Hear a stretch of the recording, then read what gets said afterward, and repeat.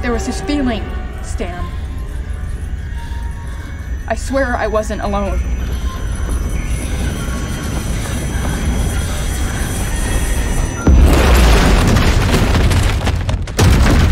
Hey guys, Michael J here, and welcome back to the channel. Today we're in for a treat. We're going to be taking a nice long look at some of these shows Netflix made up that are just blatant ripoffs of Stranger Things. Yep, that's right. Apparently, after Netflix realized just how much everyone loves Stranger Things, and how much money they made from it, they thought that they could just copy and paste what worked with their first show, and just like that, they could make as many smash hits as they wanted. So today we're going to be diving headfirst into these shows to pick apart just how many things they took from Stranger Things, as well as try to determine if these shows are actually good enough to stand on their own, or if they're just a crappy knockoff. Do they have enough unique qualities to be their own thing? Or are we just going to constantly see how badly they're going out of their way to be like Stranger Things while we're watching it? I don't think anyone wants to sit through a crappy wannabe, so let's just see if these stand up to the test. And thanks again for all the love on the last Stranger Things Hopper Theory video. The channel just reached 100k subs and I still can't believe it's real. And if you're not subscribed yet, what are you doing? Go hit that red subscribe button so you can be part of this community that's full of awesome people that love to talk about all the same things that you love to talk about. And if I have any talented artists watching that want to make me a new YouTube banner since we hit a big milestone, hit me up in the comments or on Twitter at MichaelJYT. I'd love to change it up. Now, I didn't realize actually how bad this was until I started connecting all the dots right in front of me.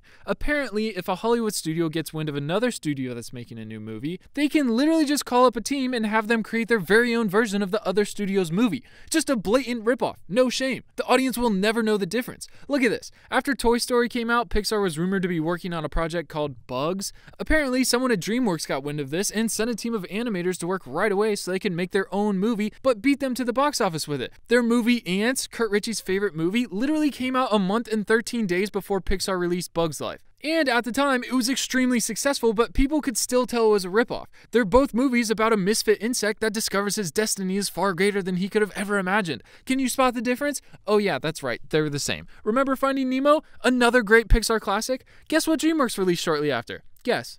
Yep, you guessed it, Shark Tale. And it made $375 million worldwide. That's insane! Do you see why they're copying them now? It's easy. The other studio comes up with the idea and does all the hard work, and you just steal it. Despicable Me? Great movie that I've seen way too many times, but look what DreamWorks was coincidentally working on at the same time. Megamind! They're the exact same. White House Down and Olympus Has Fallen released 2 months apart, and they're both about attacks on the White House where an underutilized ex-Secret Service friend ends up saving the president. Same thing with Paul Blart Mall Cop and Observe and Report. The same movie, ripped off and only released 2 months apart. Gone in 60 Seconds in The Fast and Furious. Commando with Schwarzenegger and Rambo with Stallone. The list goes on. Now, the only thing Netflix is doing differently is that instead of trying to piggyback on someone else's golden idea and make money, they're trying to do that with their own big hit and just repackage it with a heavy dosage of teen drama and give it back to their audience as a new idea. And I'm not saying it's bad to take inspiration from something great. I mean, back when Star Wars first came out in theaters, it was the biggest gamble of the century. Sci-fi was dead, and the last thing anyone thought would happen is that Star Wars would completely reinvent the genre. It became one of the biggest movies in history and launched a franchise that continues to make billions of dollars to this day.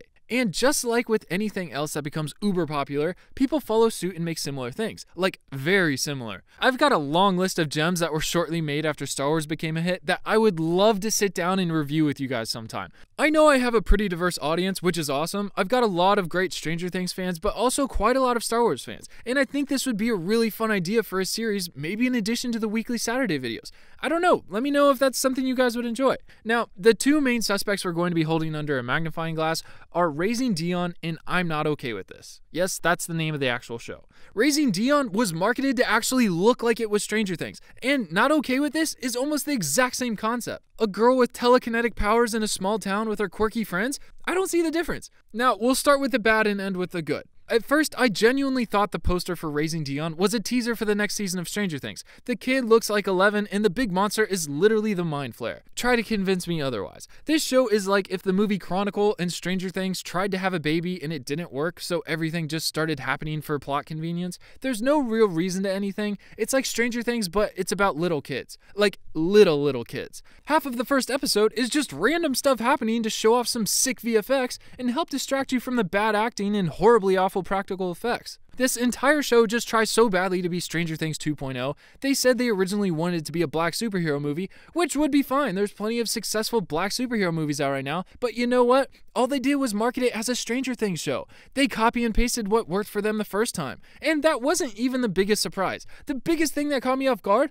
was that Michael B. Jordan was in it. Like, he was popping off with the Creed movies. Why not put his face everywhere for advertisement? He's the biggest and most credible actor in the whole series. If you had to sum up this show, it would be a young hero must learn to use his powers to stop a terrible threat and save his friends, family, and possibly the entire world. Everything cliche. That's literally Stranger Things. The big company is an evil corporation, the dead dad may not be dead, and the son's powers are better than everyone else's powers. And they don't try to hide the fact that they're copying Stranger Things either. They literally have this guy's phone ring, and it's the theme from Stranger Things. If you're trying to return a magical grab, I cannot help you. Like, it doesn't get any more obvious than this. The problem with this show is that Dion doesn't have a guiding principle for his powers like most superheroes do. He has no, with great power comes great responsibility. He attains great power and misuses it over and over, but not to a disastrous extent that would warrant a moral lesson. It's more of Michael B. Jordan's show than anything. I mean, the sci-fi elements and the origin story are his. The main antagonists have more direct ties to him than they do to either Dion or his mom. This series is basically about Dion's mom's role as a single mother picking up the pieces after her husband's sudden death, but it's just too hard to invest when the series wants to spend so much time on the deceased character and the bigger star through constant flashbacks. Now, the next show, I gotta say, surprised me. I was actually put onto it by Stockier and Illymac guy from the Hopper Theory video, so shout out to you guys because I actually kinda enjoyed it, or at least much more than Raising Dion.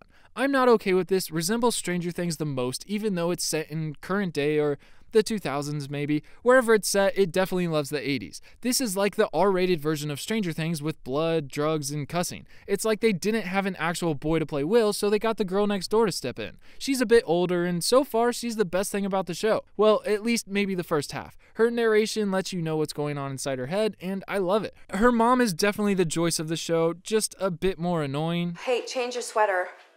Sydney, you're making me look like a bad mom. And I'm a friggin' good mom. Okay, make that very more annoying. And her brother is basically Kevin from Home Alone. But don't forget, this show is most definitely a teen drama, and it goes out of its way to remind you of that throughout the whole show. It's not so much about saving the world like Stranger Things, but more about the main character, Sydney, and her struggles as a teen going through high school. Her powers are just the underlying twist of this show, and I wasn't sure at first, but I definitely still got that awesome feeling when Sid would use her powers. Every time she got mad, something would happen, and it was very clear that she didn't have control over them. With Raising Dion, it just always seemed like an accident. The fish, the cereal, the Legos, everything was accidental, and then it escalated until it all stopped for some unknown reason. But Sydney's powers fit her as a teen in high school. Her powers are almost an interpretation of her anxiety as it explodes and affects the physical world around her. There's a terrifying, uncontrollable aspect to her powers that she acknowledges she's a slave to. It controls her, she can't control it. This adds a bit of mystery and realism to everything, and it works very well. It seems like they actually did a good job at mimicking the success of the style of Stranger Things, whereas Raising Dion just seemed to try to copy and paste and try to ride Stranger Things' success and make a quick buck. I love the comedy in this show too. It was a bit more abrupt at times and a tad darker. I think at one point, Sid murdered her little brother's tween hedgehog named Banana, and it was the funniest thing ever. Dear Diary, I murdered a hedgehog. How old do you think Banana was in, like, hedgehog years? Super old, man. 94. Banana was only 12 in hedgehog years. I murdered a tween. And you know how sometimes you can predict what's about to happen in a movie and you're like, oh my gosh, we get it, this is gonna happen? Yeah, well, when you get that in this show, it completely skips the whole scene because it knows you already know it was coming, so they just jump to right after it happens. But just the same, the co-creator Jonathan Entwistle would constantly joke with Sid on set, asking her, what should we copy from Stranger Things? He literally said that by doing so, it makes the show a janky indie version of Stranger Things, which I don't know why you would want to do. Well, I mean, I guess Shark Tale did make $375 million after Finding Nemo, so I guess that's enough right there. And it's weird because this show's episodes are only 20 minutes long, and Raising Dion has 1 hour long episodes that kinda drag out. I almost wish it was the other way around, but I don't want too much of a good thing, you know? So I don't want it anymore. I don't know if the show's good enough to be 8 hours rather than 4. That's a huge difference. But the last episode did take kind of a turn. It wasn't really centered around her powers or the recent antagonist that they kind of introduced and we still don't know anything about. It weirdly took on a romantic arc all of a sudden, reminding you that it is most definitely still a teen drama and not a sci-fi show. And then at the very end of the episode, it just flat out turned into a horror movie. Just watch Carrie and it's basically the same as this episode. Completely took me off guard. It's 100% for a mature audience, and I think it just barely has enough to separate itself from Stranger Things and be its own show. And I've gotten no idea what happened at the end of the show. Like, the previous episode's cliffhangers were okay and all, but they just didn't give us enough in the end to make us super excited for season 2. My favorite episodes ended up being the first few, but as the series went on, it just seemed to start being less about her powers or any antagonist and more about her relationships with her peers, which isn't a bad thing, just an odd choice. They should have teased more about the cliffhanger at the end so I would have cared, but I just had no interest because the show never mentioned it. And overall, it was much better than I expected. Weird how this and Raising Dion both started with a dead dad. I mean, Not Okay kind of reminded me of Bumblebee, how the dad's gone and the girl's relationship with her mother is shot and now she's just on her own. Tell me your thoughts down in the comments and let me know what you want the next video to be on. Thanks for watching, and please consider subscribing if you enjoyed the video. It really helps out. Share this video with a friend who might enjoy it, and tell me in the comments if I should do that series where we analyze and pick apart all the hilariously awesome spin-off movies that came out after Star Wars. I hope you guys have a great rest of your day. Go watch another video, and I'll see you back here next Saturday. Peace.